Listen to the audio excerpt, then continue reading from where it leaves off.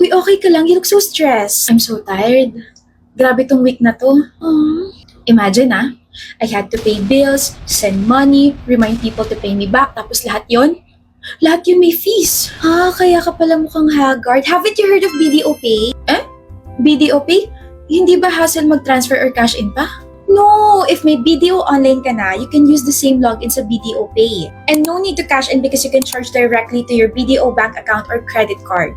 Bills, sobrang dami kong binayaran this week. Same naman sis, pero wala akong binayaran na convenience fee. Over 1,800 billers, tapos lahat no fees. Tas ito pa, nag-dinner kami nila Angel last night. Ako pa nagbayad kasi wala silang cash. Need ko pa tuloy maningil. Hala, if only you use BDO Pay. May split feature yun so you can just request it right away. No awkward follow-up. Hi, now I know yung sagot sa how to be you na looking fresh lang. Yes, girl! So download and sign up for BDO Pay na for easy and convenient payments. Thank you, Uy, parang gusto ko ito bilhin. Alam mo, Ashley, maganda yan. Bilhin mo na. Bibili ako kung bibili ka. Uy, ano ba yan? Wait, parang kailangan ko to. Bili mo na yan, Ashley. Dali na. I support you sa kung ano man ang gusto mong bilhin. Bili mo kung ano yung gusto mo. Sige na nga. Bibili ako kung bibili ka. Ano ba, bes? Hirap na hirap magdesisyon? Ang mahal kasi. Parang nakakapanghinaya. So bakit pa tayo nandito sa mall? Nandito ako sa mall kasi nandito ka. BFF Gold. Ante, ano ba yan? Di bumili ka nila sa Shopee Mall. May sale? 6.6 na eh. Oh my gosh. Sakto kasi may early 1,000 of vouchers. Big brands, prices lower than SRP. Nandyan yung Colgate Optic White, Vaseline Serum Lotion, Dove Beauty Bar, Maybelline Sky High Mascara, MAC Lipstick, Maybelline Teddy Tints, Garnier Booster Serum, and Samsung A56. Alam mo, mapapa-checkout ka na marami kasi sigurado sa Shopee Mall. Alam mo, best, this is why I have you in my life. I mean, you're such an angel. Mas pinapadali mo buhay ko. OA mo naman. Dahil dyan, wala na akong bibilin dito sa mall. Kumain na lang tayo tapos libre mo ako. Wow!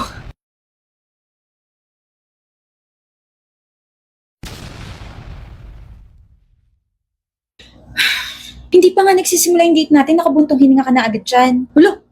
Sige, hindi na ako hihinga para wala ka nang masabi dyan. Ewan ko sa'yo.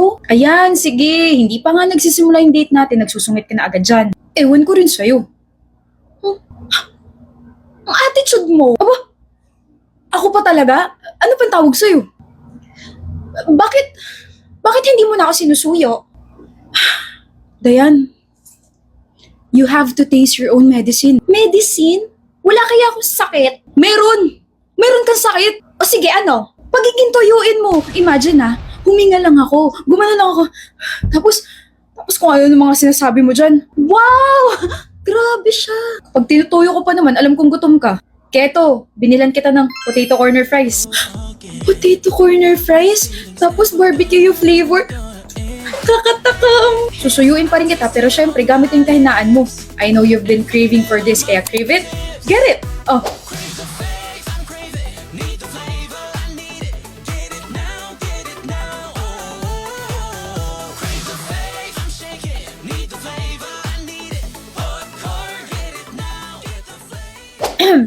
Pahingi naman ako. Isa lang Sabing isa lang eh. Isa nga lang. Isang dakot. Then naman eh. Sandali lang to, Viv. Bakit ba kasi tayo nandito, princess? Marami pa nga kasi akong kailangan gawin. Magpapahula lang ako. Hula, magpapaskam ka lang kamo. Kung itong pupuntahan natin, magaling to. Alam mo, ako na lang yung manghuhula sa'yo, princess. Viv! Babagsak tayo kay Mrs. Ruiz kasi malilate tayo kasi magpapahula ka sa isang scammer. Vivian, please. Fine. Thank you. Hello po. Baho naman dito. Ayaw mong nandito kainin. Ay, ako po gusto ko po. Ining? Ganap na ganap, Hindi ikaw. Siya. Una po ako, Anong gusto mo malaman? Isa lang naman po yung tanong ko. Papasa po ba ako this year? Napaka-simpleng tanong galing sa isang simpleng babae. Oo naman. Yes! Ngunit sa kabila ng kasayahan mo, may malungkot na mangyayari sa buhay mo. Hala, huwag naman sana akong i-reject ng crush ko. Anyway, yun lang po yung tanong ko. Ito po yung bayad. Salamat po. Tapos na? Tara na, princess. May paparating na delubyo sa buhay mo. Ako po? Ikaw. Madilim. Napakadilim. Kahit mag-ingat ka, hindi ka lulubayan ng kamatayan. Ako ba kausap mo? Kahit iwasan mo, patuloy ka nitong susundan. Huwag niyo nga po akong pagtripan, hindi po ako yung nagpapahula, yung kaibigan ko po. Hindi ka lulubayan ng kamatayan. Malapit na. Malapit ka nang mamatay. Malis na nga tayo rito. I told you not to go there, princess. Hindi ko naman aakalain na magkakaganon eh. She's crazy. Natakot ka ba? Natakot? Hindi, nairita lang ako. Sorry na, Viv, pero sa tingin mo ba tama yung hula niya sa akin? Yung mga hula na yan? Eme lang yan. Tayo pa rin gumagawa ng kapalaran natin sa buhay. Pero wala namang masama if maniniwala, diba? Walang masama? So dapat na ba ako maniwala na hindi ako lulubay ng kamatayan? Na malapit na raw ako mamatay? Sorry. Alam mo, princess, kung babalik ka sa kanya, wag mo na ako isasama. Baka hindi ko siya biglang matansya. Wala ka sa mood, mahal? Ha? Sino yung iniisip mo, ha? Di mo na ako mahal, no? Baliw. Hindi ba pwedeng nagutom lang? Ay, we're literally soulmates, babe. Tingnan mo, dinala kita ng pagkain. Ay, wow, prepared siya.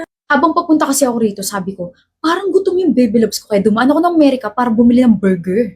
Sira. Pero, okay ka lang ba? Oo naman. Pag gutom ka kasi hindi ganyan yung itsura mo. Ano ba itsura ko kapag gutom ako? Ganito. Wisit, ang pangit mo. Makapangit parang hindi mo ako mahal ah. Mahal ba talaga? Ah, ganun. Akin na yung burger niyan. Sige, magutom ka dyan. Matampuhin. Check!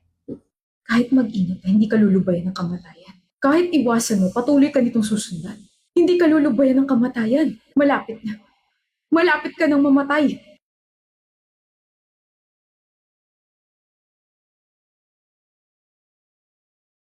Wisit!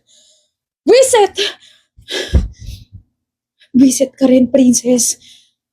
Bakit mo kasi ako sinama ron? Mamamatay na ba talaga ako? Ayoko pa. Tama ang aking hula na bibisita ka sa akin ngayon. Bakit? Hindi ka ba pinapatahimik ng mga nasabi ko sa'yo, Ineng? I don't know kung anong trip mo sa buhay at sinabi mo yung kapalaran ko kahit hindi naman ako yung nagpapahula pero ever since you said those things, palagi na akong binabangungot. Hindi ka lulubayan ng kamatayan. Alam ko na yan. Ang gusto ko malaman, may solusyon ba para hindi ako mamatay? Meron. Meron? Sakripisyo.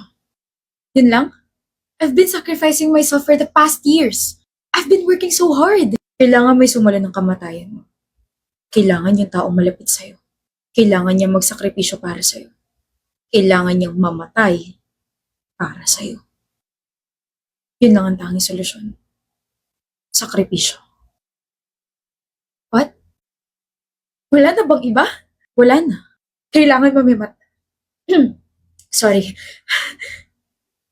Hindi siya pinaprocess ng utak ko, pero kailangan may mamatay. Kung ayaw mo ikaw mauna, kailangan mangyari ang sinabi ko. Nagtitripa mo lang yata ako eh. 4 na araw. 4 na araw bago ka mamatay. Aksidente. Yun ang ikamamatay mo. Bakit ako? Bakit hindi ikaw? May nagawa ba akong kasalanan para maging ganito yung buhay ko? Sa pagkakaalam ko, naging mabuti naman akong anak, kaibigan, partner. Wala naman akong ginagawang masama. Ineng, kahit anong drama mo, hindi magbabagong kapalaran mo. Nagtanong ka, binigyan kita ng solusyon. Ngayon, nasa sayo na kung paano mo to gagawin.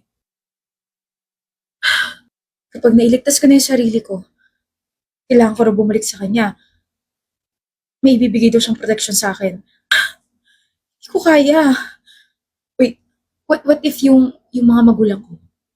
Yung isa sa kanila, mahal nila ako. So, kaya nila magsakripisyo para sa akin. Pero, ano yung mga kapatid ko? Ano sila? Sino? Sino pwede? Sino? Ano sino pwede? Bakit parang nakakita ka ng multo dyan? Princess, I have a question for you.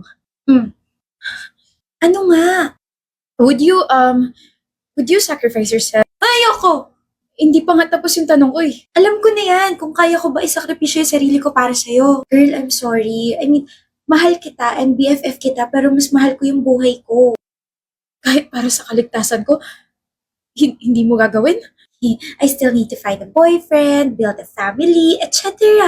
Kaya mo na yan? Or nandiyan naman yung jowa bells mo eh. Seryoso ba yan? Charot lang, pero... Nini. Love? Yes? Survey lang. Huh? If we're both dying, Tapos isa lang yung pwedeng maligtas sa ating dalawa. Would you sacrifice yourself para sa akin? Kaya mo ba mamatay para sa akin? Wait, anong context nito? Sumagot ka! Wow, love. Kaya mo ba? Kaya ko. I mean, you can now save me, love. Thank you. Viv, narinig ko yung balita. I'm so sorry for your loss. Hindi ko alam nangyari. Hindi ko alam nangyari, princess. Sobrang bilis. Sabi ko, mag-grocery lang ako. Tapos pag uwi ko, nakita ko si Justin. Nakita ko yung boyfriend ko. Nakahando siya sa CR. He slipped and tumama yung ulo niya sa sink. And